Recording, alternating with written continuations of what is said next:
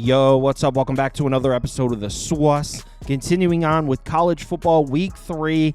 We're talking Florida State again.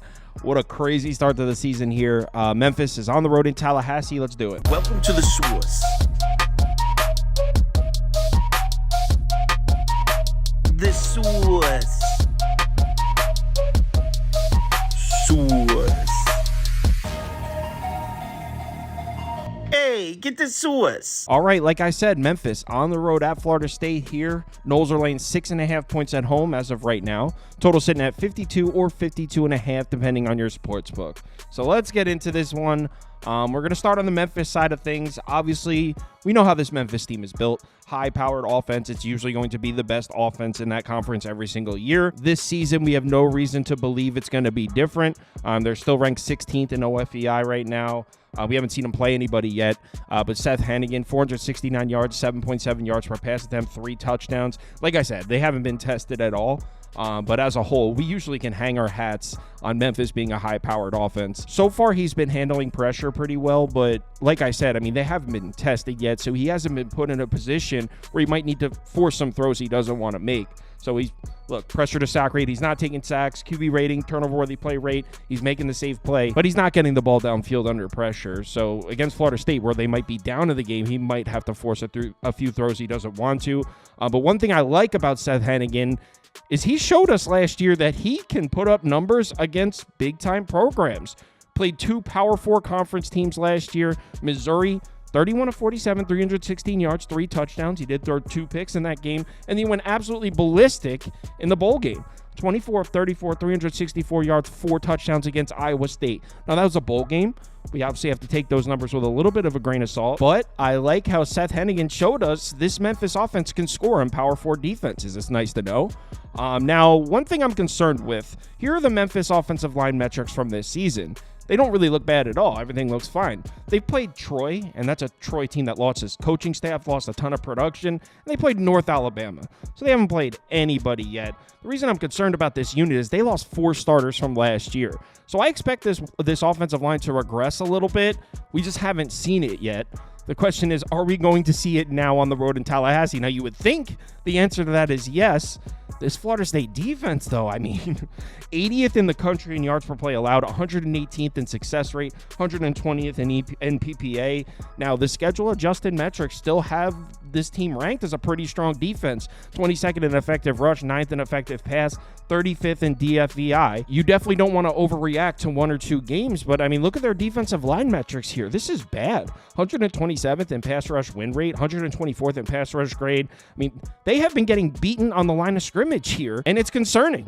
I mean, here are the scores of their first 2 games, 2 conference losses. Georgia Tech beat them, obviously, in Ireland. We all watched that. But really, the Boston College game was when I was officially concerned. The first game of the year in Ireland, I was like, hey, a lot of these pieces have never started a game before. I'm not worried about it. But week 2 against Boston College, I've had the under in that game and it cashed, but it didn't look anything like I expected it to look. Boston College scored 28 points. They were moving the ball with ease in that game and winning the battle on the line of scrimmage. That's not what I expected to see at all. Now, we know we're going to see a lot of man coverage here at Florida State. That's what they do. They're 43rd in man coverage frequency this year. You may look at Seth Hennigan's numbers against man and think, oh, he's actually better against zone. That's from this year, 2024. Look what this Memphis offense did to man coverage last year. 14th in the country in passer rating against man coverage, 17th in yards per route run. Yes, that wasn't against the teams the likes of Florida State, but still, this Memphis offense was cooking on man coverage last year, and they brought back their quarterback, Seth Hannigan, and 3 of their top 4 receivers, I believe, maybe 4 of their top 5. So a lot of the receivers are back from last year as well. So I expect them to be able to throw the ball in Florida State, as crazy as that sounds. Now, as far as running the ball, they did bring in Mario Anderson from South Carolina through the transfer portal, and so far he looks pretty solid. 171 yards and 4 rushing touchdowns. Looks like they're going to have a decent rushing attack here on the season. Memphis has 270 yards on the ground, 4.9 yards per carry as a team. But here's the thing. Against North Alabama, against Troy, yeah, they're going to be able to run the ball a little bit.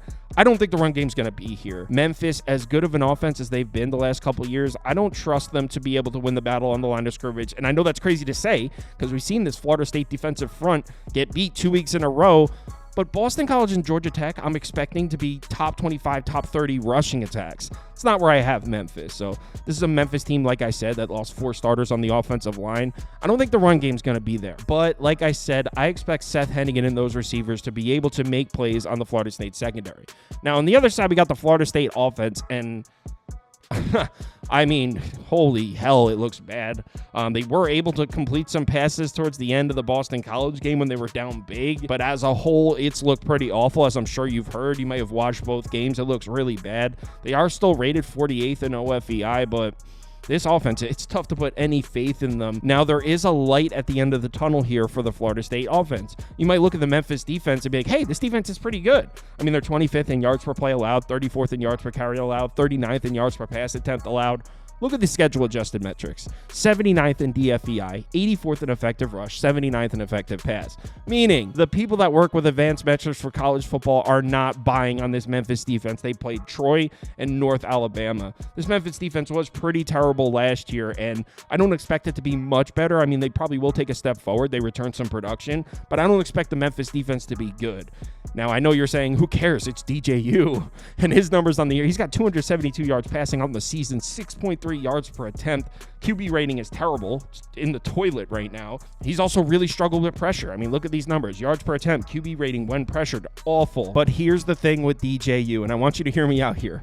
Last year with Oregon State, one thing you could say about DJU, he took care of business against the bad defenses. He went off against bad defenses. So these numbers right here are the Oregon State passing numbers against bottom 83 defenses. Now, basically what I did here was I isolated Oregon State's games against the 6 worst defenses that they saw last season.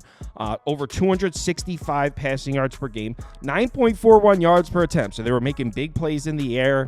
PPA looks great. Success rate looks unbelievable. Almost a 50% passing success rate. So DJU went off against bad defenses last year. And this Memphis defense, like I said, maybe it's going to be a little bit improved this year, but it hasn't been tested at all. And look at their numbers from last year. They were a terrible pass defense last year, 117th in yards per pass attempt allowed, rated 122nd in effective pass. This was a bottom 11, bottom 12 passing defense in the country last year. So if there was ever a spot for DJU to show us something, it's right here against Memphis defense. And look, I know the Florida State run game has also been terrible. 47 carries, 119 yards on the ground through 2 games, just 2.5 yards per carry. But let's not forget, Memphis defense on the road last year, over 168 rushing yards per game allowed, 5.29 yards per carry, almost a 50% rushing success rate defensively allowed on the road. Their defensive line also gets bullied on the road. Now, this is last year. Like I said, they might be slightly improved, but this is not a good defense. On the road in Tallahassee is just a terrible spot, and as bad as that Florida State offense has looked, they have to produce here. There's no way they can. I mean, I will be truly shocked if Florida State is unable to move the ball in this one. So I expect Florida State to score.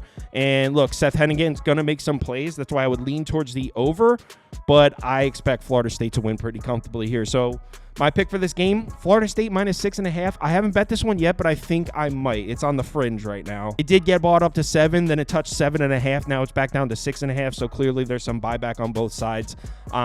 I think Florida State's the side I want to be on here. So Noles minus 6.5, lean towards the over. If you want to see all the bets I currently have open, head over to KyleKirms.com and click on open bets. You can see all mine as well as everyone on the staff here. So head over there if you're interested. Also, when you sign up for Sauce Network Plus, it comes with access to the Discord, and you can participate in the weekly betting league. So if you're interested in that, head over to the website and sign up. Live shows, 4 p.m. Eastern Time weekdays. The big college football show, 10 a.m. Saturday morning, will be live 10 to kickoff. NFL Sundays, 11 a.m. to kickoff. So we'll be live both mornings. If you're able to make it, we'd love to see you in the comments. Let's have ourselves a nice college football week 3. Remember to bet responsibly, and I'll talk to you in the Discord.